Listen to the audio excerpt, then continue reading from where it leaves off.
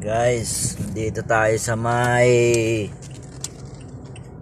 Senate. Ito, GSIS.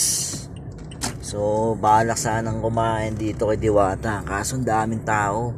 Grabe. Hindi ka naman pwede mag-park. Marami nagki-clearing ngayon. Ayan, oh. Dami na ito.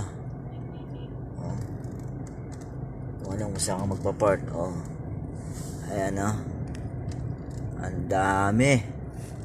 So, si Diwata ang nagtatakal. Grabe, ang daming tao. Oh.